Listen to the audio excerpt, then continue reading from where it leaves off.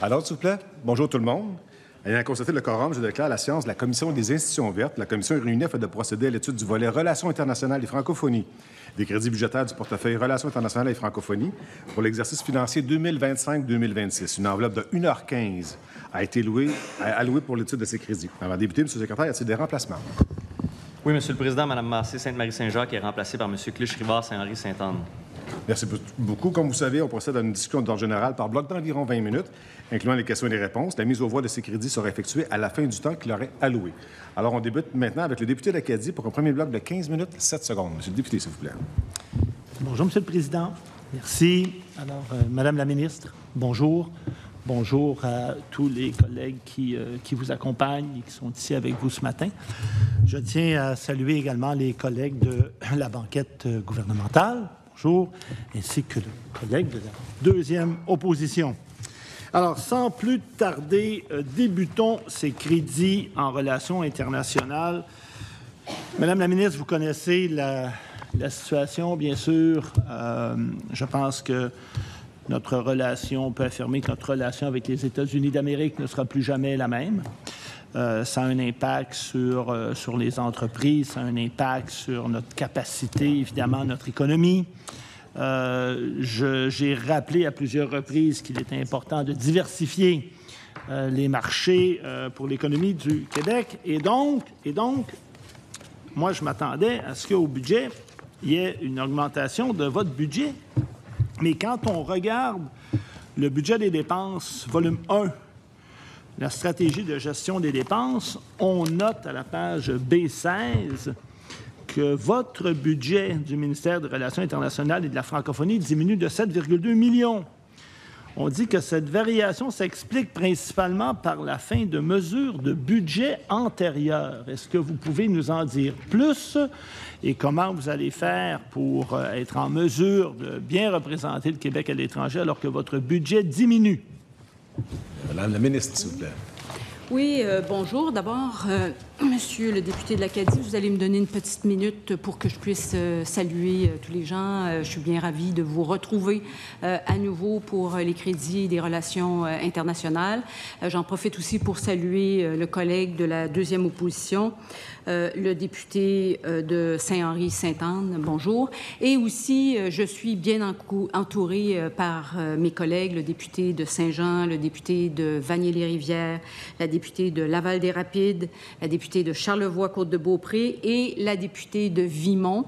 Merci beaucoup d'être là et de nous supporter dans cet exercice qui est quand même important où on peut rendre des comptes. C'est rare en relations internationales qu'on a cette possibilité de pouvoir expliquer ce qu'on fait sur le terrain. J'en profite également pour remercier les gens de mon cabinet, mais aussi les gens du ministère des Relations internationales. Pour eux aussi, c'est un exercice complexe, laborieux, à voir la grosseur de nos cahiers, des questions que vous avez posées, les partis d'opposition. On voit que les équipes du ministère des Relations internationales ont mis énormément d'efforts et je dirais même de passion dans cet exercice-là parce que je travaille avec une équipe dédiée. Maintenant, Monsieur le député de l'Acadie, je vais vous référer en fait à la page B15 du budget du Québec et vous verrez que non seulement notre budget ne diminue pas, mais qu'on a considéré largement la situation actuelle de la géopolitique dans le monde. Notre budget, en fait, une somme de 6 millions de dollars a été prévue au fonds de suppléance afin de tenir compte justement des mesures annoncées.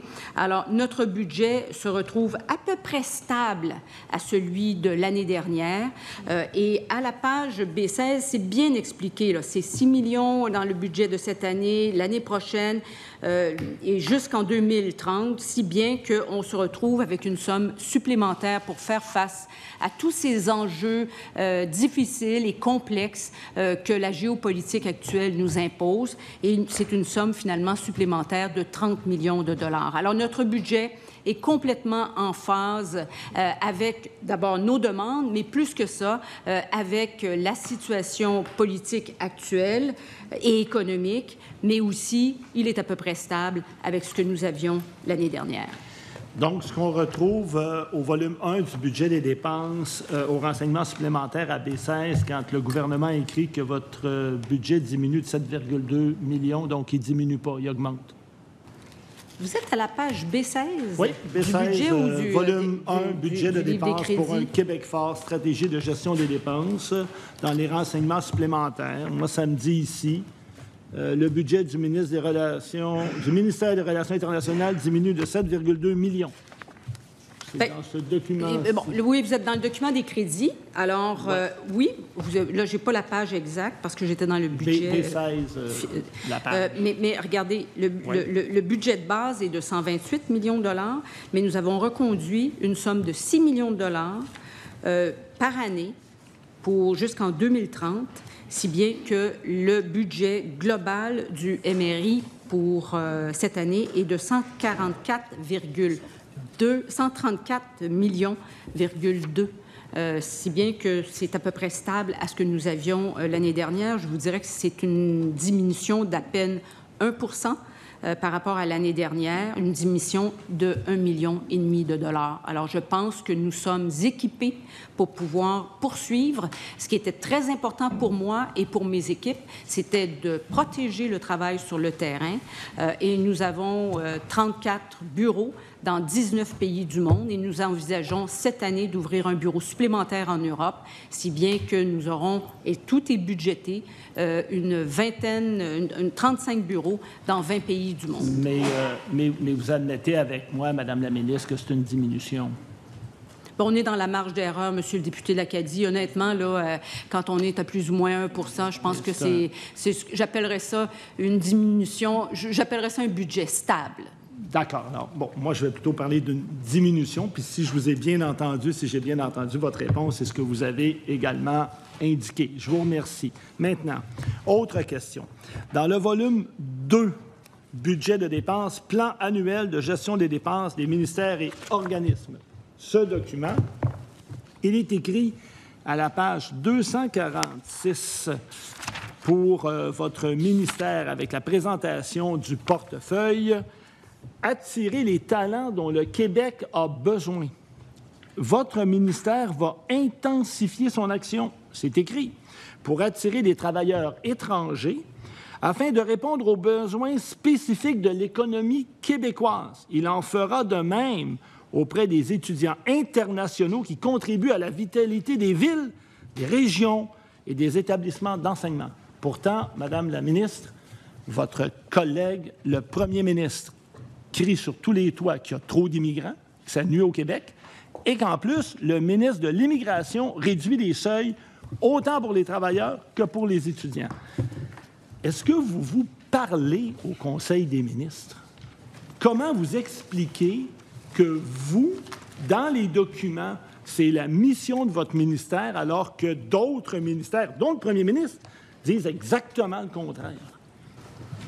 Merci, M. Lacadie. Je pense que dans le spécifique, ce serait intéressant pour vous de participer au crédit du ministre de l'Immigration qui pourra vous expliquer dans le détail ce qu'il fait.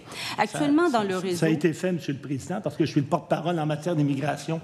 Donc, et puis j'ai siégé aussi dans le projet de loi 74, Madame la ministre. Donc, pour lui, c'est clair. J'ai posé un paquet de questions là-dessus, puis je suis en contact aussi avec les entreprises sur le terrain. Donc, comment vous expliquez cette incohérence? Il n'y a aucune incohérence dans le travail. Les délégations, nous avons environ 300 personnes qui travaillent à l'étranger et à peu près l'équivalent au siège. Pour le dossier d'immigration, c'est le ministère de l'Immigration qui déploie des ressources à l'étranger. Pour l'ensemble des portefeuilles et des secteurs dans lesquels nous évoluons, c'est le MRI qui embauche ses employés. Alors, l'immigration est une portion du travail de ce qui se fait à l'étranger. Nous travaillons d'abord et avant tout à l'économie, Le premier ministre, rappelez-vous, quand il a formé son Conseil des ministres en 2022, il avait 2 grandes priorités. D'abord, enrichir le Québec et deuxièmement, consolider, faire rayonner la langue française. Chacun des ministres dans son portefeuille est parti avec ces 2 grandes priorités. Et aux relations internationales, c'est ce que nous faisons. D'abord, en priorité,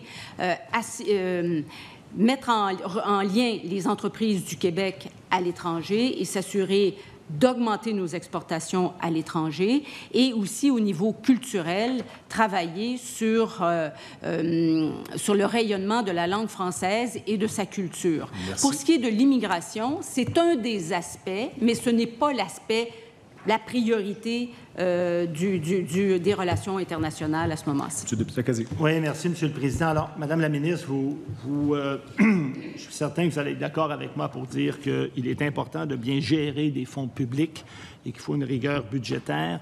J'ai quelques questions pour vous, particulièrement en ce qui a trait au paiement de cartes de crédit dans votre ministère. Par le biais de la loi sur l'accès à l'information, on a obtenu des informations particulièrement de bureaux de votre ministère aux États-Unis. Et je pense entre autres au bureau à Boston et à Chicago. Donc, les cartes de crédit de l'État ont été payées tellement en retard qu'évidemment, vous avez dû payer des frais d'intérêt. Mais c'est pas... Et tout l'argent de l'État, c'est important, ça doit être bien géré. Alors, je vous donne quelques exemples. À Boston, en retard, en décembre 2024, 117 $ de frais d'intérêt. Toujours en 2024, en mai, 144 $ de frais d'intérêt. En fait, pour le bureau de Boston, c'est 662,66 $ que vous avez dû payer en frais d'intérêt parce que les paiements n'étaient pas faits à temps. Mais quand vous regardez le bureau de Chicago, là, les retards et les frais d'intérêt sont plus élevés. Vous avez, par exemple, en septembre 2024, 1 040 $ de frais d'intérêt pour paiement en retard. Vous avez en août 1 010,50 $. En mai, 1 261,50 $ de frais d'intérêt payés en trop, pour un total de 6 602 $. Et quand vous regardez après d'autres bureaux, notamment celui de New York, vous avez payé en septembre 524 $ de frais d'intérêt en trop. En mars, 620 $. C'est la même chose pour Los Angeles, 988 et 931 $. Donc, autant, quand on additionne ça, là, ça fait des milliers de dollars. Alors, j'aimerais savoir, d'abord, si vous êtes au courant. Deuxièmement, quelles sont les mesures que vous allez prendre pour corriger la situation? Parce qu'à mon avis, les Québécois et les Québécoises n'ont pas à payer ces frais-là, puis on parle de milliers de dollars, puis je pense que pour l'État, chaque dollar est important. Vous avez raison, Monsieur le député de l'Acadie. Les fonds publics, c'est important, et on a une responsabilité de s'assurer qu'ils soient bien dépensés. Le cas spécifique qui a été porté à mon attention est le cas de Chicago. C'est un cas, puis j'y vais de mémoire parce que vous me rapportez quelque chose qui date de plus d'1 an. C'était le cas d'un employé qui n'était plus à l'emploi du MRI et on a eu de la difficulté à récupérer la carte de crédit. Alors, il y a des mécanismes qui ont été mis en place à la suite de ce cas-là spécifique et je m'assure que ça n'arrive plus jamais. Et quand j'ai rencontré mes chefs de poste en octobre dernier, nous avons émis des directives très spécifiques et chacun des chefs de poste à l'étranger, dans chacune des représentations, dans chacun des 34 bureaux du Québec à l'étranger, et je sors également du secteur des États-Unis, ont été informés que ces mécanismes devaient être mis en place et que cette situation-là ne devait pas se reproduire. Alors, Monsieur le Président, donc, vous nous dites qu'en plus, c'était un employé qui n'était plus à l'emploi? Donc, il avait gardé sa carte de crédit de l'État et il l'utilisait? Je n'ai pas le fin détail. On pourra toujours vous le donner. Là. Oui. Honnêtement, j'y vais de mémoire là, sur cette question-là. Mais comme je peux vous dire, parce que je pense que ça fait au-dessus d'un an, là, cet épisode-là. Alors, c'est certain que j'ai été profondément... J'aimerais se préciser quand même une chose. Oui, les journalistes fouillent beaucoup sur les dépenses des relations internationales et ils le font et ils doivent le faire.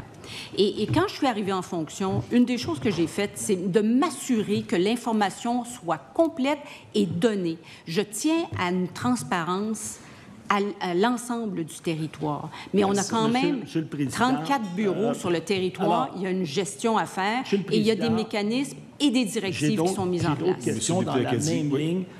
Moi, Monsieur le Président, j'espère que la ministre va être capable de transmettre à la Commission toutes les informations suite à ce qui a été fait. Parce que là, en plus, on apprend ce matin que c'est un employé qui n'était plus à l'emploi de l'État et qui a continué. Puis là, on ne parle pas de 50 cents ou 2-3 piastres, on parle de milliers de dollars. Quand vous dites que vous avez corrigé la situation, Madame la ministre, je vous ferai remarquer que... La personne n'avait pas sa carte de crédit, là. Vous me parlez d'intérêt, là. Ben oui, mais c'est parce qu'il ne l'a pas payé. Vous avez payé des intérêts parce que dans plusieurs mois, le solde n'a pas été payé. Et là, vous me dites que la personne n'était plus à l'emploi de l'État. Donc, il avait sa carte de crédit puis il continuait à facturer l'État. Vous comprendrez que ça m'inquiète au plus haut point. Mais non, donc là, je comprends que vous ne pouvez pas répondre à toutes les questions. Merci. Mais, et récemment, là, 21 février 2025, il y en a eu un autre pour 977 $, Madame la ministre. Merci. Donc, on s'attend à avoir l'information adressée à la Commission. Merci beaucoup, M. le député Lacadie. M. le député Saint-Henri-Sainte-Anne, pour 15 minutes, 7 secondes, s'il vous plaît. Merci, M. le Président. Bonjour, Mme la ministre. Bonjour aux collègues. Bonjour à ceux qui nous accompagnent aujourd'hui. Madame la ministre, dans un article du 15 août dernier, Radio-Canada nous apprenait que l'armée israélienne pourrait recevoir des munitions fabriquées au Québec. En effet, le contrat en question, dont la valeur est estimée à 61,1 millions de dollars américains, prévoit notamment la livraison à Israël de 50 000 obus de mortier fabriqués par la société General Dynamics, que son siège social et son usine de munitions à Repentigny, au Québec. La livraison de matériel est prévue pour l'année 2026, selon les documents de l'administration américaine. Depuis cette date, la Cour internationale pénale a lancé des mandats d'arrêt contre le président israélien et son ex-ministre de la Défense pour crimes de guerre et crimes contre l'humanité. Le bilan à ce jour à Gaza, c'est 53 000 morts et des milliers de déplacés. C'est une catastrophe humanitaire qui s'empire à tous les jours. Alors, ma question, Madame la ministre, en tant que ministre des Relations internationales du Québec, est-ce que ça vous inquiète qu'on construise des armes au Québec qui vont servir à continuer des exactions commises par un régime sous mandat d'arrêt de la Cour internationale pénale? Merci beaucoup, Monsieur le député de Saint-Henri-Sainte-Anne, pour cette question-là. Je pense qu'il n'y a qu'une seule entreprise au Québec qui fait des munitions. Mais le Québec n'a pas le contrôle et le pouvoir de vendre des munitions, des bombes, quoi que ce soit de létal dans le monde entier. Et ce qui se passe à Gaza me préoccupe beaucoup. Je pense qu'il n'y a qu'un seul endroit où on peut se placer, et c'est du côté des civils. Et le bien-être des civils me préoccupe, autant à Gaza que pour les familles qui ont été éplorées, qui ont perdu des proches dès le début de cette guerre terrible. Je pense que nous avons travaillé, vous et moi d'ailleurs, ensemble pour avoir une position commune pour que l'Assemblée nationale parle d'une seule voix. Et pour revenir à la question de la défense, il est hors de question que le Québec vende ou autorise des armes ou arme un État ou un autre. Le Québec peut produire des moteurs d'avion, peut produire des minéraux stratégiques qui peuvent servir à la fabrication de produits de défense, mais le seul qui peut autoriser l'armement ou non d'un État, c'est le gouvernement fédéral, et ils ont des règles d'éthique assez pointues. Et je vous dirais là-dessus, Monsieur le député, que nous n'avons même pas de pouvoir d'influence à ce niveau-là, les conditions sont extrêmement strictes. Tentez ou non, Madame la ministre, de faire pression, d'envoyer un mémo, d'envoyer une communication à votre homologue fédéral pour lui dire qu'au Québec, là, ça passe pas, parce qu'il y a 78,8 millions de dollars pour des propulseurs d'artillerie. Le Canada a rompu sa promesse de ne pas livrer des armes à Israël. Il y a un contrat militaire de 95 millions. Je peux comprendre là, que tout ça n'est pas nécessairement 100% dans vos mains, mais en tant que ministre des Relations internationales, est-ce que vous vous engagez ici à au moins communiquer la position du Québec à votre homologue fédéral? Nous avons des enjeux extrêmement importants au Québec. Nous avons des entreprises, des citoyens qui sont dans une période extrêmement difficile avec la géopolitique actuelle et nous mettons énormément d'efforts et c'est notre priorité de protéger nos entreprises, de protéger nos citoyens et de s'assurer que l'économie du Québec circule. Pour ce qui est des budgets de défense au sens large, dans un contexte de la nouvelle administration américaine, il y a des fonds autant en Europe, au Canada, qui seront dégagés pour travailler sur la défense. Si vous vous engagez auprès de votre collègue fédéral. Il n'y a pas, je n'ai pas de pouvoir et de... Une lettre, une communication, une demande? Bien, votre question, elle est très pointue. L'idée actuellement, c'est qu'en Europe, dans un contexte actuel international et où... Il y a la CPI qui poursuit un régime pour crimes de guerre et crimes contre l'humanité. Le Québec produit des armes qui vont se destiner en Israël. Et là, vous me dites que vous refusez de faire pression, communication, lettre, un coup de téléphone à votre homologue fédéral pour que ça cesse. C'est ça votre réponse? Hein? Le Québec n'a pas le pouvoir et n'envoie aucune arme à l'étranger, quel que soit dans l'endroit dans le monde où il y a un conflit. Ça passe par le gouvernement fédéral et c'est le gouvernement fédéral qui détermine selon ses règles d'éthique et le Québec n'a même pas un pouvoir d'influence. Les règles sont extrêmement précises et c'est contrôlé par Affaires mondiales Canada. Député Saint-Henri. Donc, on ne contrôle pas ce qu'on construit au Québec, Madame la Présidente. Et encore pire, on ne contrôle pas ce qui sort du Québec. On ne contrôle pas les milliers d'obus qui vont se destiner à financer ou à aider ou à militariser un régime poursuivi par la CPI. Puis en plus de ça, vous refusez de décrocher le téléphone pour contacter votre homologue fédéral. C'est bien noté. La semaine dernière, Madame la ministre, votre collègue à l'économie soutenait que le secteur de la défense deviendrait une priorité stratégique pour le Québec. Investissement Québec pourra désormais investir l'argent des Québécois dans des projets militaires. Par contre, même date, votre citation à Radio-Canada, vous mentionniez « Le Québec ne va pas se lancer dans l'armement ». Alors, qui faut suivre, là? Qui faut écouter? La ministre de l'Économie ou la ministre des Relations internationales? Le ministre, s'il vous plaît. Merci beaucoup. D'abord, le gouvernement fédéral connaît les orientations du Québec à ce niveau-là. Il y a actuellement, dans les mouvements de géopolitique actuels, une volonté des différents États du monde entier, en fait membres de l'OTAN, d'atteindre une dépense qui équivaut à 2 % de son PIB.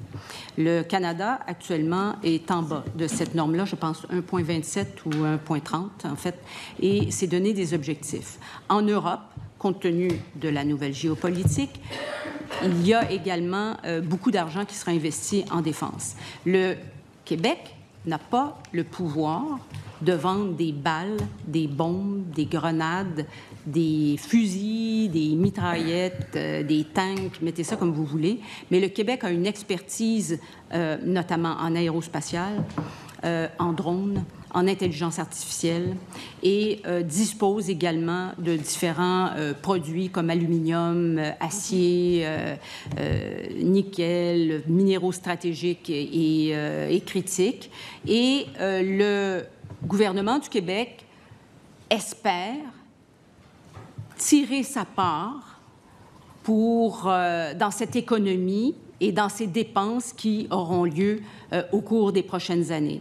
L'Europe entend dégager des montants qui vont dépasser les 800 milliards d'euros. Et il y a également différentes régions de l'Europe qui vont également dégager des sommes colossales. Monsieur le député de Saint-Henri. Ce que je vous comprends, c'est ça la position, puis c'est ça qu'Investissement Québec va faire, puis c'est en phase avec votre collègue de l'économie. Il n'y aura pas d'investissement dans quelconque production d'armes c'est pas ça la vision du Québec. Là, j'entends que c'est ça que vous dites. Là. Il n'y aura pas d'investissement, il n'y aura pas d'argent qui mèneront à la production d'armes. Est-ce que c'est ça la position? On n'a pas le pouvoir de distribuer de l'armement au Québec. Madame la ministre, là, c'est votre gouvernement? Le gouvernement du Québec entend contribuer à l'effort d'armement et tirer à l'argent qui sera dépensé en termes de défense. Il y aura énormément d'investissements qui seront faits et le Québec est équipé pour pouvoir tirer son épingle du jeu et pouvoir jouer un rôle dans cet effort de défense à travers le monde. Vos propos à Radio-Canada, le Québec ne va pas se lancer dans l'armement. Je vous ai demandé d'être précise là-dessus, oui ou non. C'est vous qui dites la bonne position, c'est la ministre de l'Économie. Oui ou non, le Québec ne va pas se lancer dans l'armement? Bien, dans les discussions qu'on a eues, qui impliquent Investissement Québec, on a été assez clair et demandé que tout ce qui touche les armes controversées soit exclu. Est-ce qu'on peut avoir ce détail-là? Est-ce que c'est public? Est-ce que vous pouvez le déposer? Je pense que c'est auprès de la ministre de l'Économie. Là. Je pense que vous pourrez avoir les réponses à ce niveau-là. On fera les suivis. Ce que j'entends, donc, c'est un engagement de la part de la ministre que le Québec ne financera pas, utiliser les mots controversés, là, les mots armes. Pour moi, le mot, je veux dire, on verra le fin détail, mais on suivra ça de près parce que là, c'est pas clair entre ce que vous dites puis Madame la ministre de l'Économie, avec tout le respect, là, on va suivre ça de près. Je vous pose une autre question. On sait que vous avez été présente à l'investiture du président américain Donald Trump. On sait aussi que le président américain a récolté 239 millions de dollars pour sa cérémonie d'investiture.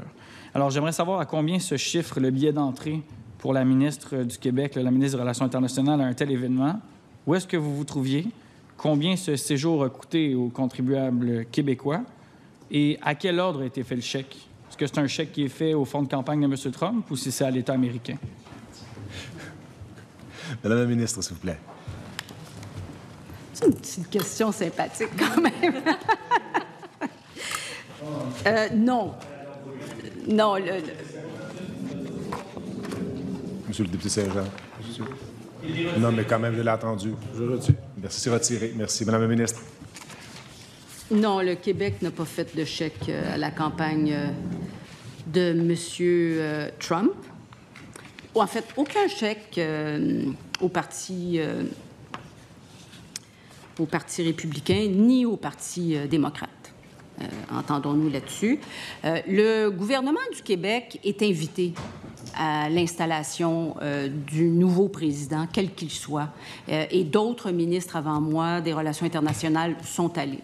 La réception d'investissement a lieu à l'ambassade canadienne.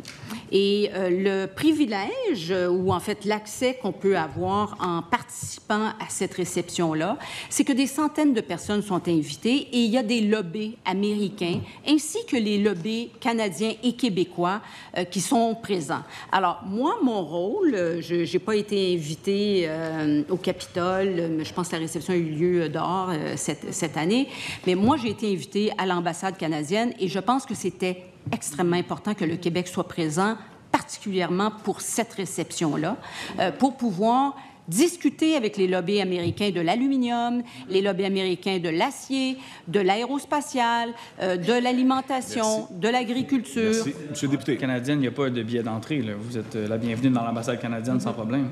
Ils m'ont fait ça gratuitement. Génial.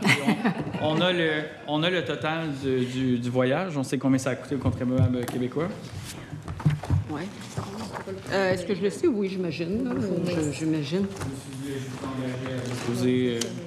Bien, en tout cas, généralement, je m'arrange pour pas que ça coûte trop cher. C'est-à-dire que j'en ai quand même conscient que je voyage pas avec trop de monde et j'y vais en classe générale. Parfait. Hein?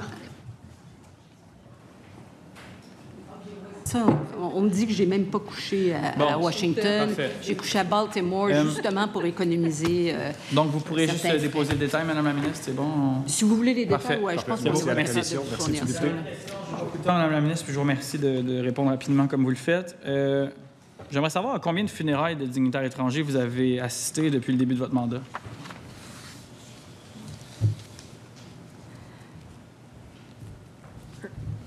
Un. Lequel? Est-ce que, oui, c'est un chef d'État, le chef du Vatican. Puis pourquoi là, c'était important pour vous d'être là précisément? Bien, je pense que les Québécois, je pense que la religion catholique a fait partie de l'histoire moderne, contribué à l'histoire moderne du Québec, et que les Québécois sont attachés à leur patrimoine, à leur histoire. Il y avait plusieurs chefs d'État qui étaient là, même des chefs d'État laïques. Alors, je pense que cette présence-là a été appréciée des Québécois. En tout cas, si je me fie à ce que j'ai entendu sur le terrain, parce que quand je suis revenue, je suis allée dans mes circonscriptions, puis j'ai continué à faire du terrain, et les gens étaient heureux qu'on soit là pour représenter le Québec lors des funérailles du Merci pape. beaucoup. Monsieur le député, s'il vous plaît. Avec égard, Monsieur le Président, que je trouve ça particulièrement spécial là, que le Québec, le seul événement, la seule cérémonie, les seules funérailles auxquelles vous avez assisté, c'est dans un contexte là, où votre gouvernement se fait le porte-étendard d'une fameuse laïcité. Là, je trouve ça particulier. Combien ça a coûté, ça, à l'État québécois? Mais pourquoi est-ce que vous trouvez ça particulier? Parce que le président Macron, qui est à la tête le président Macron, qui est à la tête d'un État laïque, était là. J'ai une nouvelle à vous annoncer. On ne vous entend pas. Alors, donc, c'est une personne à la fois. S'il vous plaît, madame. C'est les oppositions que je pose des questions en période de crédit avec égard, madame la ministre. Combien ça a coûté au Fonds public québécois, votre présence et celle de la délégation aux funérailles du pape? Écoutez, on se donne rendez-vous au crédit l'année prochaine. Non, il reste encore du temps, vous allez répondre. Oui, mais ça ne fait pas partie des crédits de cette année. Mais j'imagine. Donc, vous ne voulez pas répondre aux parlementaires, madame la ministre? C'est ce que je comprends? Monsieur le député, on fait attention. On fait attention dans nos... Je vous pose la question très ouvertement. Je vais prendre la parole. Je vous pose une question comme parlementaire. Je pense que je ne les ai pas les coups, là, mais je peux vous dire que je suis allée, moi, avec ma chef de cabinet. Est-ce que vous vous engagez à déposer les coups, madame la ministre?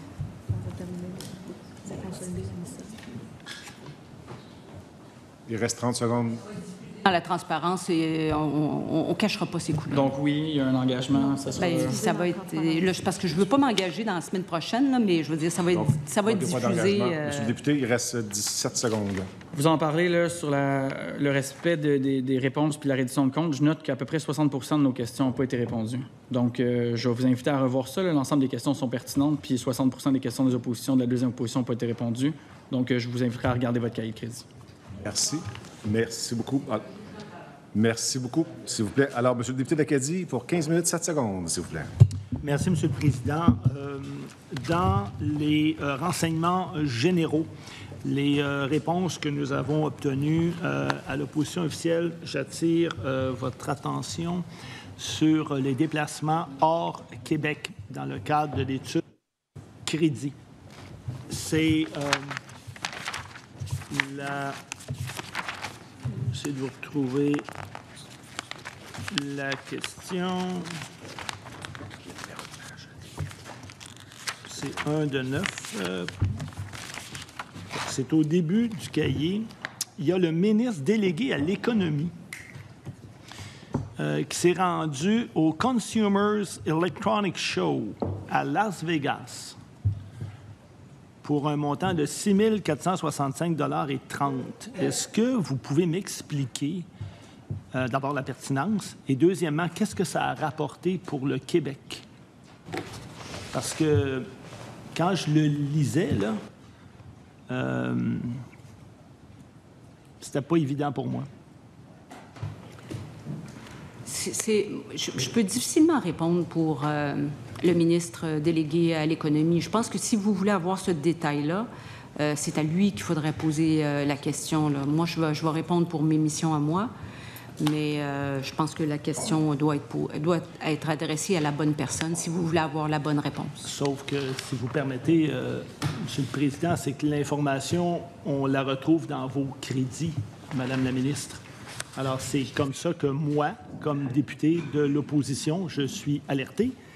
Et vous n'avez peut-être pas la réponse ce matin, mais est-ce que vous vous engagez à fournir à la Commission une réponse concernant ce déplacement-là au Consumers Electronic Show à Las Vegas? Ça va nous faire plaisir de vous faire un suivi là-dessus, mais j'aimerais quand même vous souligner une chose sur l'émission. Excellent. Merci beaucoup, M. le Président. Autre question pour Mme la juste, ministre. M. le député, Mme la ministre, avez-vous quelque chose à rajouter rapidement sur ça? Oui, je voudrais juste vous souligner que les missions de tous les membres du Conseil des ministres et fonctionnaires en 2024-25 ont coûté un total de 806 000 $, ce qui est en baisse par rapport à 2023-24 et en baisse par rapport à 2022-23. Et les missions, je dirais, dans la dernière année, compte tenu de la situation géopolitique et de l'inquiétude des Québécois à l'égard de la situation internationale, nous avons été très parcimonieux et nous avons vraiment choisi les missions les plus importantes et compte tenu de l'importance des fonds publics, on a fait bien attention de se limiter au minimum.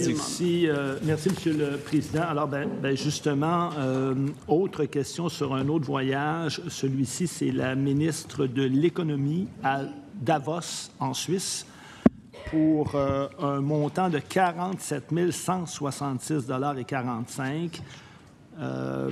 Est-ce que vous pouvez m'en dire davantage? Évidemment, il y a une réunion annuelle au Forum économique. Qu'est-ce que ça a rapporté pour le Québec? Êtes-vous au courant? Parce que là, c'est quand même une somme, quand on regarde l'ensemble des voyages, qui est beaucoup plus élevée que les autres. Ça me fait un peu de peine parce que je suis obligée de vous répondre la même chose que tout à l'heure. C'est à la ministre de l'Économie qu'il faut poser cette question-là. Ils prennent leurs propres décisions et c'est à elle qu'il faut poser la question. Si vous permettez, merci, M. le Président.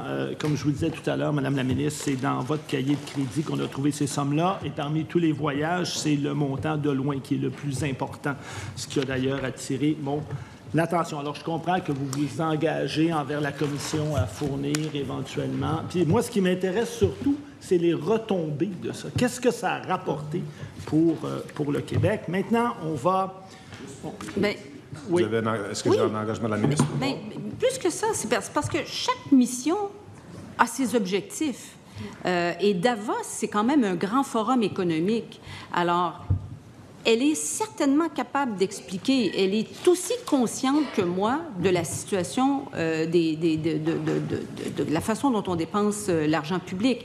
Alors, je pense qu'il faut faire attention quand on fait des déclarations gratuites, là, en disant ça a coûté plus cher, mais peut-être que de très bonnes raisons. Alors, si vous voulez avoir le détail là-dessus... la parole du député, alors il faut faire attention. Et je comprends qu'il n'y a pas d'engagement de revenir à la commission avec la réponse de la ministre de l'Économie. Alors, M. le député Acadie, s'il vous plaît. Merci.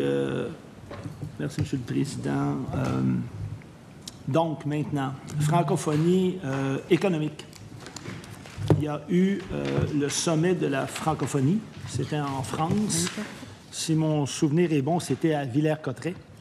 Quels sont les engagements concrets, les réalisations qui ont été prises par le Québec pour, évidemment, renforcer sa position dans le monde au niveau de la francophonie? Et est-ce qu'il y a des engagements ou des marchés dans d'autres pays au niveau économique qui ont été ouverts ou qui ont été discutés dans le cadre de ce sommet-là? Merci beaucoup, M. le député. Madame la ministre, s'il vous plaît. Oui. Merci beaucoup. Ça, écoutez, c'est très important le travail qu'on a fait, le Québec, au sein de l'Organisation internationale de la francophonie. Pour le sommet de Paris, Villers-de-Cotterêts, c'était les deux endroits. J'étais accompagnée avec du premier ministre. En fait, j'accompagnais le premier ministre. Et le Québec a joué un rôle de leader dans ce virage économique au sein de l'Organisation internationale de la francophonie. Nous avons d'ailleurs organisé plusieurs missions économiques en parallèle, et c'est l'objectif de faire davantage affaire avec des gens du milieu de la francophonie. Le Québec est une petite goutte d'eau francophone entourée d'un océan d'anglophones. Alors, pour survivre et pour se rendre plus fort, il faut renforcer nos échanges avec la francophonie internationale. C'est un marché substantiel, c'est un marché important. L'année dernière, et d'ailleurs, lors du sommet, il y avait en marge de ce sommet une mission économique. Et je peux vous dire que plusieurs entrepreneurs dans la dernière année, plusieurs entrepreneurs québécois ont découvert les vertus de la francophonie et de l'échange en francophonie. Plusieurs ont augmenter leurs échanges et c'est un grand succès et je pense qu'il faut continuer à taper sur ce clou-là. Ma question, c'était des engagements concrets ou des projets concrets qui ont mieux positionné le Québec dans la francophonie. Alors, ce que j'aimerais avoir de vous, Madame la ministre, ce sont des cas concrets. Quel a été le résultat concret de ce sommet? Écoutez, comme je vous dis, il y a deux piliers à notre action. D'abord, l'économie. Et je peux vous nommer certaines entreprises québécoises qui ont bénéficié du réseau francophone. Je pense à Comédia, par exemple, où le PDG fait de plus en plus affaire dans la francophonie et qui m'a dit... vous savez, moi, j'ai découvert la francophonie. C'est plaisant de travailler en français et j'ai augmenté mes échanges spécifiquement dans la francophonie. Je peux vous nommer d'autres entreprises du même type. Mais je veux également parler du pilier plus culturel. Qu'est-ce qu'on fait pour notre francophonie? Vous savez que nous travaillons très fort au sein de l'UNESCO pour qu'on ajoute à la Convention de 2005 qui a été adoptée par le gouvernement libéral sur la diversité culturelle. Nous travaillons très fort pour qu'on adjoigne un protocole pour que cette convention-là puisse s'étendre au numérique. Alors, il y a un travail important qui se fait du ministre de la Culture, mais également du premier ministre. Et nous avons, lors de ce sommet, invité les ministres de la francophonie à venir au Québec au mois de mai. Et ce rassemblement des ministres de la Culture aura bel et bien lieu à Québec à partir du 20 mai. Et nous avons, au moment où on se parle, une trentaine de confirmations de ministres de la Culture au niveau international qui se rendront dans la capitale nationale à Québec pour qu'on puisse discuter des différents axes pour faire rayonner notre culture et la francophonie. Merci, M. le Président. Donc, j'ai écouté votre réponse, Madame la ministre. Donc, je comprends qu'il n'y a rien de concret pour le secteur de l'aluminium, l'hydroélectricité, l'aéronautique, rien de concret qui a été signé ou négocié à Paris dans le cadre de ce colloque ou de ce congrès. J'ai une autre question pour vous parce que vous avez fait référence au numérique. Renseignements généraux 10, question 10. Concernant l'hébergement de données en info nuagique pour votre ministère, ces données-là sont stockées où? Je ne sais pas. Vous ne savez pas? Non. Donc, vous ne savez pas si les renseignements... Évidemment, votre ministère a des renseignements sensibles. Est-ce qu'ils sont stockés dans un nuage au Canada, au Québec, aux États-Unis? Qui a accès à ces données-là? Parce que vous comprendrez qu'il en va de notre diplomatie internationale. Monsieur le député, je suis incapable de répondre à cette question-là. D'accord. Monsieur le Président, je vais me tourner vers vous. Est-ce qu'on peut avoir un engagement de Mme la ministre de nous fournir les renseignements? C'est à la ministre de prendre son engagement de fournir l'information ou pas? Bon, on me dit que je peux pas m'engager à répondre à cette question-là. C'est une information qui est gouvernementale. Je pense que vous pouvez vous adresser au ministre de la Cybersécurité. Je pense que c'est là que les données sont là. Honnêtement, c'est pas la première question que j'ai sur ma liste, là. Merci. Moi, je sais qu'il y a des mesures de sécurité qui se prennent parce que je le vois bien, moi, dans mon univers personnel, là, mais je ne peux pas vous dire où les données du ministère sont stockées. Mais vous comprenez, Madame la ministre, puis j'écoute votre réponse attentivement. Là. Vous dites que ce n'est pas la première question sur votre liste. On a des diplomates québécois, des fonctionnaires québécois qui voyagent aux États-Unis. Et ce qu'on entend, je ne sais pas... pas passé les douanes américaines récemment, puis j'ai pas l'intention de les passer dans un avenir rapproché non plus. Ceci étant dit, on nous dit qu'il y aurait peut-être plus de contrôle, il y aurait peut-être plus de fouilles dans des cellulaire de fonctionnaires. Alors, quelles sont les mesures que vous prenez pour vous assurer que quand nos fonctionnaires voyagent et qu'ils passent la frontière, il n'y a pas personne qui va prendre des renseignements sensibles auxquels vous avez besoin pour faire votre travail en matière de relations internationales? Sincèrement, Monsieur le député de l'Acadie, il y a des mesures de sécurité importantes au gouvernement. Il y a des règles d'éthique, des façons de faire pour s'assurer de protéger les renseignements sensibles au gouvernement, mais ce n'est pas mon rayon. Alors, c'est extrêmement difficile pour moi de répondre à ces questions. Je pense que votre question, elle est bonne pour le MCN ou le MSP, mais honnêtement, moi, en relations internationales, c'est pas la première chose. Là. On a des règles, d'éthique sur les bons fonctionnements, sur les bonnes habitudes, et on les suit. Mais bon, je pense qu'il y a des gens beaucoup plus habilités que moi pour répondre à ces questions-là. Mais dans nos délégations du Québec à l'étranger, la responsabilité qu'on a, ou que vous avez des employés, c'est vous qui l'avez ou c'est un autre ministère? C'est moi qui l'ai. C'est vous qui l'avez. Donc, quand vos fonctionnaires à l'étranger se promènent avec des appareils informatiques, forcément, quelles sont les mesures que vous avez en place pour vous assurer que personne ne va être en mesure, évidemment, d'avoir accès à ces données? Il me semble que ça relève de vous. Alors, quelles sont les procédures que vous avez en place? Et est-ce qu'il y a quelque chose qui a changé depuis l'élection du président américain? Il existe des mesures et nos délégués sont régulièrement formés sur les normes, les bonnes habitudes, les bonnes pratiques pour s'assurer de protéger l'information qu'ils stockent ou qu'ils ont en leur possession. Est-ce que je peux vous donner le détail? Non, je ne le connais pas, le fin détail, mais je sais qu'ils sont formés régulièrement pour s'assurer de protéger les données.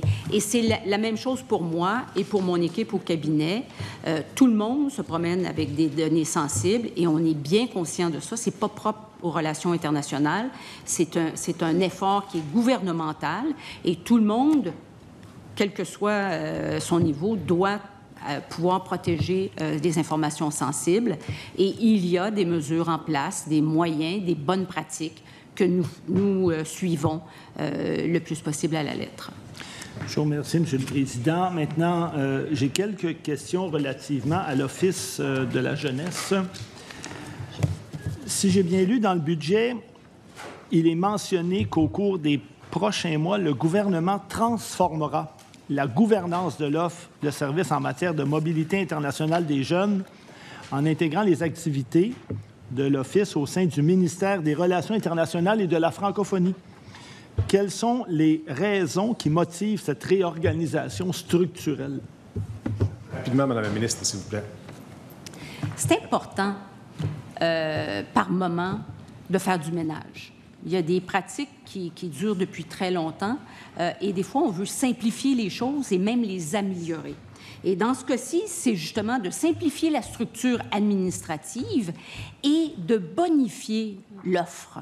Ce programme-là permet à des jeunes de faire des stages intéressants et importants. Moi, j'aimerais qu'on aille plus loin. Et c'est exactement dans cette optique-là que nous pensons que c'est le temps de simplifier les structures administratives et d'avoir un meilleur contrôle sur ce qui se fait pour en faire plus et pour permettre aux jeunes de profiter de ces programmes-là de façon plus importante. Monsieur le député Jean Talon, pour 4 minutes 55 secondes, s'il vous plaît. Bonjour à vous et à toute votre équipe. Vous êtes en quelque sorte, Madame la ministre, la chef de la diplomatie québécoise. J'imagine que le premier ministre, avant de proposer une stratégie face aux États-Unis, consulte votre ministère, vous consulte vous. J'aimerais savoir si vous êtes d'accord avec la stratégie de notre premier ministre, qui est de négocier immédiatement l'ASEUM et de commencer en faisant des grosses concessions pour l'aéronautique, le bois et l'aluminium. Qu'est-ce que notre diplomatie québécoise pense de ça? Madame la ministre, s'il vous plaît. C'est extrêmement difficile pour les entreprises du Québec et même pour les citoyens actuellement de de vivre avec les déclarations de l'administration Trump. L'incertitude, c'est notre pire ennemi. Les entreprises au Québec sont capables de vivre avec des tarifs ou avec des mesures. Je pense que le Québec, depuis le temps que le Québec fait affaire avec les Américains, on a vécu plusieurs mesures protectionnistes et on a su négocier. Mais actuellement, on est dans une situation d'imprévisibilité. Et l'impression qu'on a, à ce moment-ci, c'est que si on révise l'accord de libre-échange rapidement et qu'on se donne un cadre et que le président américain ainsi que le Mexique, qu'on s'entend tous sur les règles et les données, Merci. on va réussir à amener un peu plus de stabilité dans le système. C'est drôle parce que quand je pose cette question-là depuis des semaines, je n'ai jamais de réponse. Je ne l'ai pas de la ministre de l'Économie, puis là, je ne l'ai pas de votre part. Je ne vous parle pas des déclarations de Donald Trump, je vous parle des déclarations du premier ministre du Québec qui, selon le Parti québécois, crée lui-même de l'incertitude en disant à Washington que son premier objectif, c'est de faire des grosses concessions dans le bois, l'aluminium et l'aéronautique. Et en plus, il menace notre secteur de l'aluminium d'une surtaxe. Qu'est-ce que notre diplomatie québécoise pense de cette stratégie? Est-ce que vous êtes d'accord?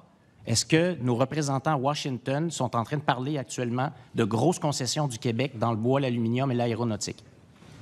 Madame la ministre. Notre objectif, c'est de protéger les intérêts du Québec, de s'assurer que nos secteurs soient protégés et que nos relations avec nos voisins américains soient bonnes. Actuellement, plusieurs ministres et moi-même et le premier ministre avons occupé le territoire américain. Nous avons d'ailleurs déployé plus d'effectifs pour s'assurer qu'on puisse faire la diplomatie nécessaire, mais nous protégeons nos secteurs et nous voulons négocier rapidement pour amener un climat de stabilité et pouvoir poursuivre nos relations avec les Américains qui le souhaitent, Monsieur le député. Il nous reste peu de temps. Vous dites qu'il faut protéger. Est-ce que pour vous, la protection du secteur du bois, de l'aluminium et de l'aéronautique passe par l'offre faite au gouvernement américain, à Donald Trump, de faire des grosses concessions dans ces trois secteurs-là? C'est ce que notre premier ministre a dit, un. Et deuxièmement, est-ce que vous êtes d'accord avec moi que la dernière fois, l'ASEUM, ça a pris 3 ans et demi à négocier et Donald Trump a mené une guerre tarifaire avec ses partenaires avec qui il négociait à l'époque? Donc, ce n'est pas nécessairement ça qui ramène de la stabilité. Est-ce que vous êtes d'accord avec moi que c'est ça qui s'est passé lors de la négociation de la CIUM? Ce qui est important, Monsieur le député, c'est d'avoir un cadre de référence pour nos entreprises et pour nos citoyens. Et quand moi, je vais aux États-Unis, je rencontre des entrepreneurs et il y a beaucoup de gens qui veulent continuer à travailler avec nous dans tous les secteurs, l'aérospatial, l'aéronautique, dans le secteur de l'aluminium, de l'acier. Il y a un intérêt important. Je pense que ce qu'il faut faire, c'est stabiliser notre situation et nous travaillons. Le Québec fait son travail. Le premier ministre du Canada revient des États-Unis. Il y a une rencontre d'ailleurs avec les provinces et le premier ministre du Québec doit y participer ce midi. Il reste 40 secondes, Monsieur le député de Jean Talon. Excusez-moi, Madame la ministre. Il reste 40 secondes, Monsieur le député Jean Talon. Pouvez-nous nous confirmer aujourd'hui que nos représentants dans les délégations du Québec aux États-Unis ne sont pas actuellement en train d'offrir des grosses concessions pour le bois, l'aéronautique et l'aluminium, contrairement à ce que le premier ministre a dit? Pouvez-vous nous confirmer qu'actuellement, c'est pas ça qu'on fait?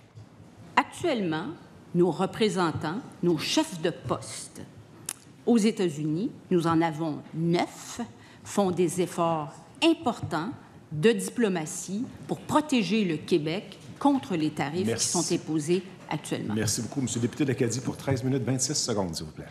Merci, Monsieur le Président. Maintenant, j'aimerais attirer votre attention, Madame la ministre, dans le cahier des renseignements particuliers de l'opposition officielle à la question RP 12. Donc, on avait demandé, en ventilation détaillée par poste budgétaire, les dépenses. Il y a des représentations du Québec à l'étranger. Il y a Philadelphie. Je comprends que c'est 5,9 milliers de dollars, si je lis bien. Cependant, quand on regarde à la question RP13, sur les effectifs par catégorie et qu'on regarde les bureaux aux États-Unis, Philadelphie n'est pas là. Alors, c'est parce qu'on n'a pas d'antenne, pas de bureau, pas rien. Et comment, à ce moment-là, on explique cette dépense pour Philadelphie en lien avec les représentations du Québec à l'étranger? Bien, vous avez raison, Monsieur le député de l'Acadie. Nous avons procédé à un redéploiement de nos effectifs et de nos bureaux aux États-Unis. Le bureau de Philadelphie, en fait, le bureau, c'était une antenne, et cette antenne-là était inactive. Alors, on a décidé, on a fait un choix, on a redéployé notre action, en fait, aux États-Unis. On a rajouté 14 effectifs au cours de la dernière année aux États-Unis, et nous avons ouvert un bureau à Seattle. L'objectif, c'est le siège social de Costco, Microsoft, Amazon. Alors, nous estimons que c'était beaucoup plus rentable d'ouvrir un bureau à Seattle. Et je souhaitais également, dans le contexte de la géopolitique actuelle, m'assurer qu'on ait plus de force de frappe dans la capitale, à Washington, D.C., mais également à Miami, en Floride, qui est un fief républicain maintenant. Nous étions déployés notamment en Californie et un peu partout aux États-Unis, mais nous n'avions pas de bureau important à Miami. Alors, nous avons rehaussé le bureau de Miami au niveau de délégation. Parfait. Et nous avons également rehaussé le bureau de Washington, D.C. au niveau de délégation. Merci, M. le Président. Autre question, cette fois-ci dans les renseignements généraux, la question 09. Je reviens à l'info nuagique et la modernisation des systèmes informatiques. Alors, on a demandé pour chaque projet de développement informatique le nom, la nature, l'échéancier, les firmes associées au développement. Et donc, les réponses qu'on a reçues pour A, B, D, E, F, G, H et I, donc les questions A, le nom du projet, la nature du projet, les plus récentes évaluations, F, les coûts engendrés, G, l'estimation des coûts, et I, le pourcentage de réalisation à ce jour. Ce que vous nous répondez, c'est d'aller voir sur le tableau de bord en ressources informationnelles à l'adresse suivante. Quand on est allé voir à l'adresse, et je ne sais pas si vous l'avez vu, mais le tableau de bord, tout ce que ça dit, c'est projet actif 211, coût total 2,4 milliards, durée 55 mois. C'est tout. Et moi, j'avais des questions comme député de l'opposition officielle là-dessus. Quand je vais voir le tableau de bord, non seulement ça ne répond pas aux questions, mais la référence que vous nous faites ne nous aide pas. Alors, est-ce que, Madame la ministre, vous pouvez, vous et votre ministère, vous engager à répondre à ces questions-là pour nous et ne pas nous référer au tableau de bord qui, avec respect, ne dit rien? Merci, Madame la ministre. Bon, écoutez, ça me blesse un peu que vous posiez ces questions-là, parce qu'on a quand même 34 bureaux dans 19 pays et il se fait beaucoup de choses au niveau international. Le Québec a un des réseaux internationaux pour un gouvernement infranational le plus puissant dans le monde. Puis vous me demandez des questions sur la sécurité informatique. C'est certain que c'est important, la sécurité informatique. Puis le MCN est en mesure de nous fournir les outils nécessaires. Et je peux vous dire que moi, personnellement, ainsi que mon équipe, on est constamment, on met à jour nos outils de travail. Si vous me permettez, M. le Président, c'est que c'est pas moi qui a répondu ça, M. le Président. C'est le ministère de Madame. Alors, de deux choses l'une. Ou bien on répond comme il faut, parce que nous, ça nous intéresse. Mais, écoutez, c'est pas moi qui a répondu ça, là, c'est le gouvernement. Alors, moi, maintenant, j'aimerais ça que le gouvernement m'informe de cette question-là, que j'estime pertinente et légitime, que nous avons posée. C'est pas plus compliqué que ça, M. le Président. Alors, j'espère que Mme la ministre et son ministère vont être capables de nous transmettre ces informations-là. Maintenant, M. le Président, j'attire également l'attention de Mme la ministre. Dans les renseignements particuliers, la question 24. Alors, on demandait une copie du calendrier des activités du ministère et de la ministre pour 2024-2025, les activités prévues, préciser les événements internationaux auxquels la ministre a participé ou participeront directement? La réponse que nous obtenons, M. le Président, c'est la réponse à cette question est non pertinente à l'étude des crédits. On parle de relations internationales. Moi, j'aurais des questions à poser à Mme la ministre sur ce qu'elle a fait. Mme la ministre nous parlait de l'importance de notre réseau diplomatique. Je le crois. Je sais que ces gens-là travaillent fort. Mais qu'on nous réponde que c'est non pertinent à l'étude des crédits, sincèrement, je ne le comprends pas. Alors, est-ce qu'on peut me donner, s'il vous plaît, M. le Président, des renseignements supplémentaires? Madame la ministre, s'il vous plaît. OK. Vous voulez savoir les activités, un aperçu de mon agenda? Votre copie des événements internationaux auxquels vous avez participé, ainsi que des membres du Conseil exécutif, des membres de votre ministère, puis qu'est-ce que ça a rapporté pour le Québec? Bien, écoutez, ça va me faire un énorme plaisir de vous déposer ça. Honnêtement, non seulement moi, je participe à différents événements, mais bon, vous avez mentionné quelques ministres aussi, mais aussi nos délégués. Ils occupent le terrain amplement. Ils en manquent pas beaucoup. Alors, moi, je pense qu'on peut je suis un peu étonnée là, que vous n'ayez pas cette information-là, parce que moi, mon agenda, il est public, puis le détail de mes missions, c'est public. Puis, honnêtement, je m'assure qu'on remplisse très bien les agendas. Alors, on va vous donner tout ça. Là, très bien, parce que... Donc, faites un engagement vis-à-vis de la Commission. Merci beaucoup, M. le député Acadie. Merci, M. le Président. Autre question dans les renseignements particuliers de l'opposition officielle à la question RP 38.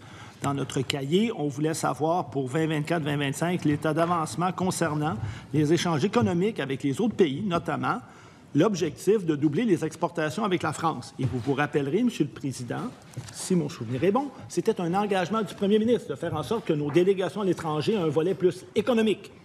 Alors, on demande ça parce que c'est important, puis moi, je voudrais en discuter avec la ministre. On nous répond, la réponse à cette question est non pertinente à l'étude des crédits. Et j'avoue, Madame la ministre, avec respect, je ne comprends pas. Parce qu'il me semble que s'il y a quelque chose de pertinent, c'est celle-là. Et on nous a répondu ça à plusieurs reprises. Bon, avec un grand excellent. Je vous écoute.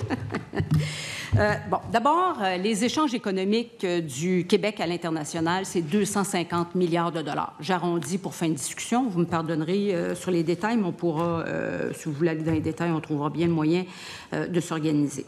250 milliards de dollars. La moitié de ces échanges-là, au-dessus de 125 milliards de dollars, c'est avec les Américains. Pour ce qui est des exportations, ça a été beaucoup plus important pour deux raisons, je vous dirais. Essentiellement à cause de la guerre en Ukraine, qui a fait que l'économie en Europe s'est contractée et que le vent était doux et chaud pour les échanges avec les États-Unis. Alors, nous avons augmenté nos exportations aux États-Unis. La situation actuelle nous fait réviser notre posture et fait réviser aussi la posture des Européens. Alors, l'année dernière, les échanges avec l'Europe spécifiquement ont tourné autour de 40 milliards 300 millions de dollars en hausse de 6,4 %. Alors, c'est un travail qui évolue.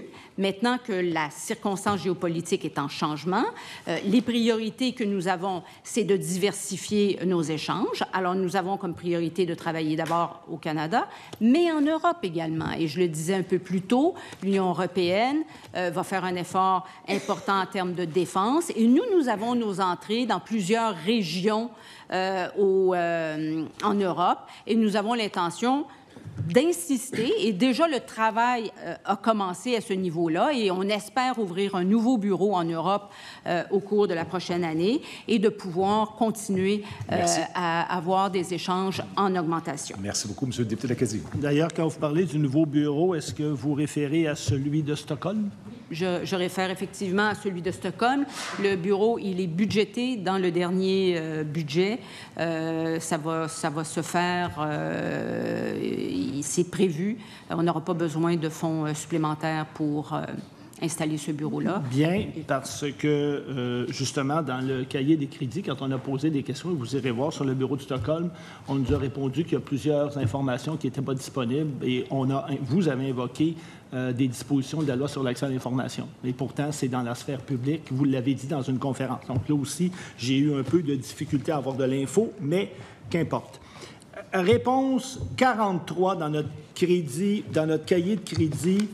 On a posé une question sur les missions virtuelles réalisées en 2024-2025. Vous répondez, ou votre ministère répond, aucune mission virtuelle n'a été effectuée. Pourtant, quand on va voir les réponses à la question 21 dans le même cahier, on parle de réunion du bureau de conférence des ministres, et là, c'est virtuel. On nous parle de session du Conseil permanent de la francophonie, c'est virtuel. Donc, comment vous expliquez cette différence ou cette distinction? Ministre, s'il vous plaît. OK. D'abord, je veux vous féliciter, Monsieur le député de l'Acadie, pour vos questions, parce que vous vous en tenez à votre cahier, puis c'est la première fois depuis que je fais des crédits, depuis que je suis en fonction en 2022, que les questions que vous posez, que vous avez posées au ministère, vous les reprenez. Alors, c'est un travail qui n'est pas vain. Maintenant, pour répondre à votre question sur les missions virtuelles, c'est que nous, une mission, c'est quand on se déplace à l'étranger, tandis que quand on a une rencontre virtuelle, c'est beaucoup plus une réunion, parce qu'on n'est pas là du matin jusqu'au soir et on ne réseaute pas, puis etc. Merci, alors, M. le Président. Mon temps file.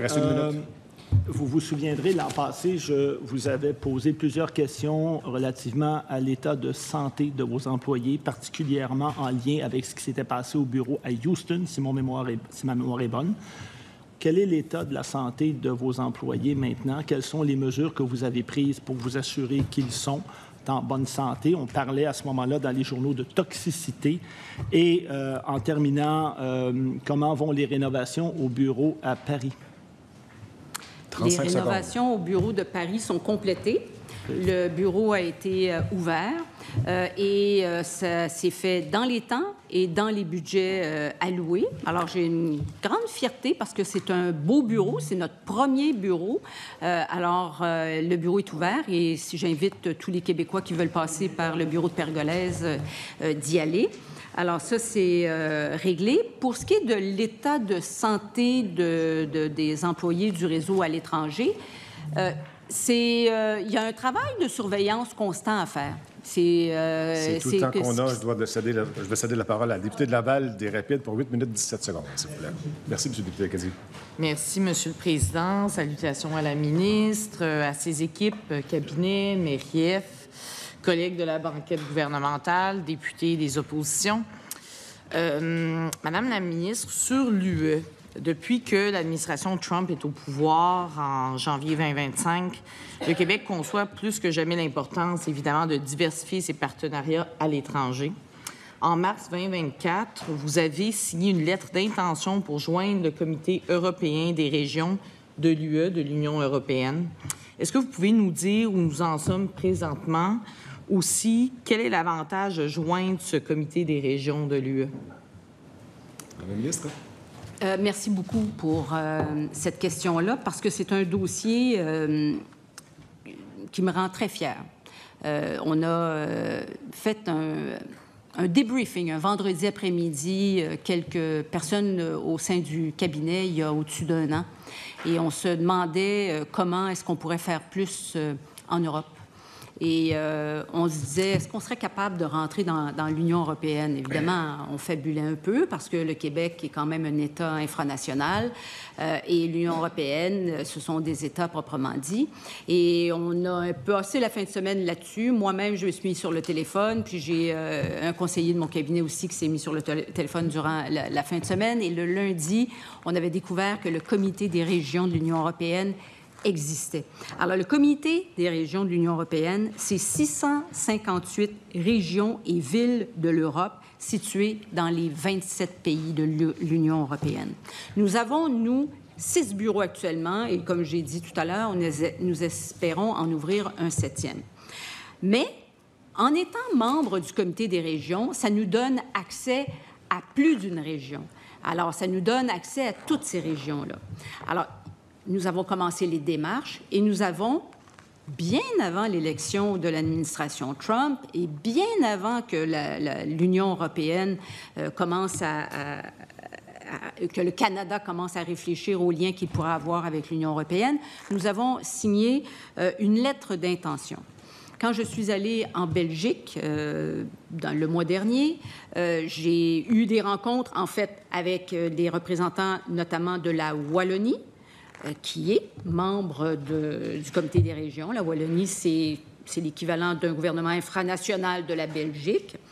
Et eux-mêmes, en Wallonie, ils vont dégager 1 milliard d'euros qu'ils vont dédier essentiellement à la défense. Et nos liens sont excellents. Moi, je connais très bien le ministre des Finances de la Wallonie. Alors, il y a un intérêt de travailler avec le Québec. Dans la journée, cette même journée-là, j'ai rencontré la nouvelle présidente du Comité des régions de l'Union européenne et le contact a extrêmement bien passé.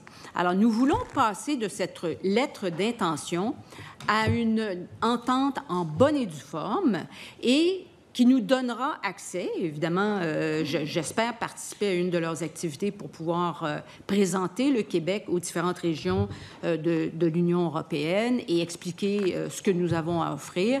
Mais nous voyons un potentiel énorme d'échanges économiques qui nous permettra d'avancer. Comme je disais, on est autour de 40 milliards d'échanges par année avec l'Europe et l'objectif, c'est d'augmenter. Alors, ce sont des nouveaux marchés, c'est une nouvelle diplomatie que nous allons explorer et nous avons ce qu'il faut sur le terrain pour pouvoir travailler davantage avec différentes régions de l'Europe. Madame la ministre, sur les États-Unis maintenant, on connaît l'incertitude au sud de la frontière depuis janvier 2025. Celle-ci entraîne des répercussions sur l'échiquier mondial, géopolitique mondiale. Quel est le rôle des représentations du Québec aux États-Unis depuis que le président Donald Trump est au pouvoir? Aussi, pouvez-vous nous dire ce que vous faites vraiment au quotidien avec ces représentations pour éviter que les tarifs ne soient imposés au Québec, au Canada? Bien, merci beaucoup. Encore là, je pense que le ministère des Relations internationales du Québec a bien préparé le terrain à l'arrivée de la nouvelle administration. C'est sûr que les déclarations du président Trump ont bouleversé, je pense, les citoyens du Québec. Et c'est normal qu'on ait été en état de choc parce que ça fait tellement longtemps qu'on fait affaire avec les Américains. Ils ont toujours été des amis chers, malgré des fois une petite route un peu plus tumultueuse, mais on a toujours réussi à bien s'entendre. Les déclarations et les tarifs du président Trump nous ont mis dans une dynamique où notre relation, elle est moins un partenariat, mais beaucoup plus transactionnelle. Alors, nous devons nous préparer à cette situation-là. Cela dit, dans les différents États américains, nous avons nos entrées et nous faisons du travail avec plusieurs entreprises et plusieurs partenaires, tant du milieu académique que culturel, et on sent sur le terrain qu'on veut continuer à travailler avec le Québec. Alors, pour nous, il est important parce que, quoi qu'il arrive, il y aura un avant et un après Trump. Alors, il fallait se préparer pour que notre principal partenaire économique, on puisse continuer à travailler librement et bien, parce que, quoi qu'il arrive, les États-Unis demeureront notre principal partenaire économique. L'idée, c'est de diminuer notre dépendance et c'est fort possible de le faire. Alors, il y a presque un an avant que le gouvernement Trump soit élu, on a revu notre réseau. On s'est rendu compte, par exemple, qu'en Chine, il y avait moins de choses à faire, que la géopolitique avait créé une situation où les Québécois, par exemple, en Chine, qui travaillaient déjà en Chine, continuaient à travailler, mais que ça ne faisait pas la file aux frontières pour aller investir en Chine. Alors, on a diminué notre empreinte tout en demeurant présent sur le territoire chinois, parce que c'est un partenaire quand même important du Québec. C'est le 3e partenaire économique du Québec. Puis je compare des pommes et des oranges, parce que le premier, je pense, c'est New York, l'État de New York, le 2e dans la région de Chicago, et le 3e, c'est la Chine. Alors, il faut faire attention de la façon que je le dis, mais on fait quand même encore beaucoup d'échanges avec les Chinois. Mais on a diminué notre empreinte pour être capable de renforcer d'autres régions, et notamment les États-Unis. Et il y avait certaines inégalités sur le territoire américain, et on a lissé notre travail. Nous avons rajouté 14 ressources aux États-Unis, ouvert un bureau à Seattle. Nous avons également rehaussé le bureau de Miami en délégation et surtout rehaussé le bureau de Washington, D.C. En délégation. Et ça, pour moi, c'est extrêmement important que notre travail économique se fasse, mais que notre travail de diplomatie politique soit intensifié. Alors, on doit voir venir les règlements, les lois, les projets. Alors, c'est dans ce sens-là que nous avons fait notre travail sur le territoire américain. Merci beaucoup, Mme la ministre. Le temps alloué à l'étude du volet Relations internationales et francophonie des crédits budgétaires du portefeuille Relations internationales et francophonie étant presque écoulé, nous allons maintenant procéder à leur mise aux voix. Le programme 1, intitulé Direction, administration, est-il adopté? Adopté sur division. Le programme 2, intitulé Affaires internationales, est-il adopté? Sur division, terminant, je dépose des réponses aux demandes de renseignement de l'opposition. Et compte tenu de l'heure, la commission suspend ses travaux jusqu'à 17 h, où elle va entreprendre l'étude du volet Relations avec les Québécois d'expression anglaise des crédits budgétaires du portefeuille Finances. Merci. Bon après-midi. Merci.